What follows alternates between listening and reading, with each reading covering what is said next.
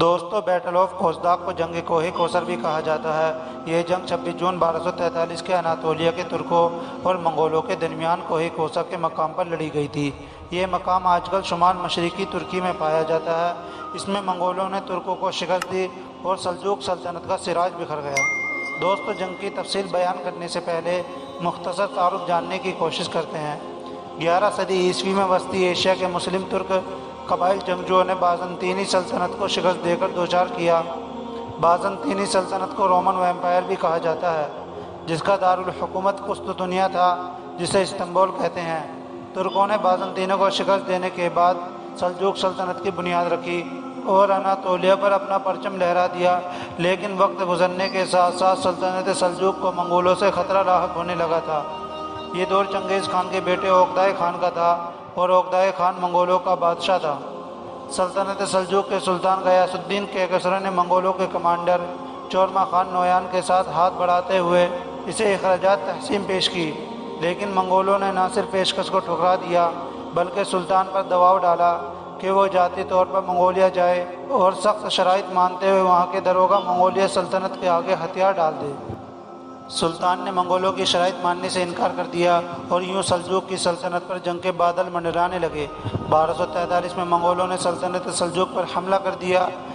اس وقت ترکی کے شہر اور ضلع پر قبضہ کر لیا تھا۔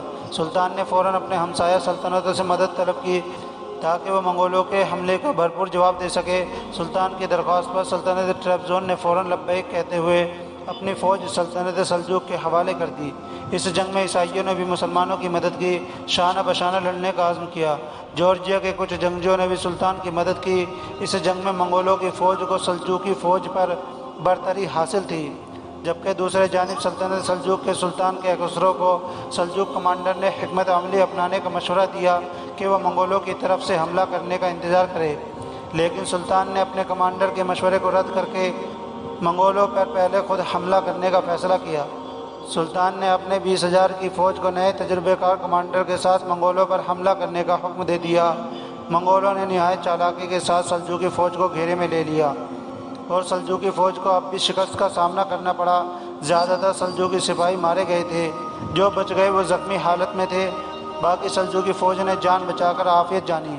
یہ جنگ سلجوق آرمی کے لیے اس قدر سخت تھی کہ ان کے سلطان کیکسرو کو میدان جنگ چھوڑ کر جان بچانی پڑی۔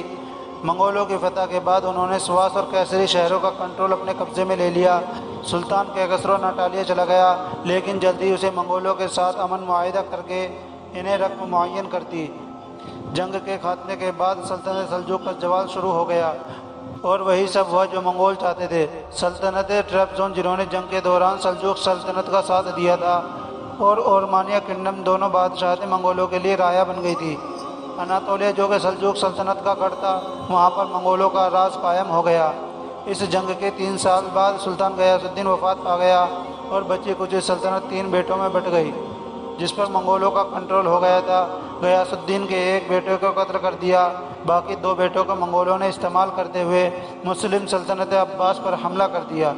منگولوں کے جنرل ہلاکو خان نے خاندان عباسی کی خلافت ختم کرتے ہوئے بغداد پر منگول پرچم لہرا دیا، لیکن جنگ کوہ کوثر کے 17 سال بعد ترک دوبارہ اکٹھے ہوئے، نہایت سمجھداری سے شکست دے کر سلطنت عثمانیہ کی بنیاد رکھی، اور اس سلطنت عثمانیہ کا سورج اپنی پوری آب و تاب کے ساتھ 6 صدیوں تک 3 بر اعظم پر چمکتا رہا۔ امید کرتے ہیں آپ کو آج کی ویڈیو پسند آئی ہوگی۔ ویڈیو پسند آئے تو لائک، شیئر اور ہمارے چینل کو سبسکرائب کرنا نہ بھولیے گا۔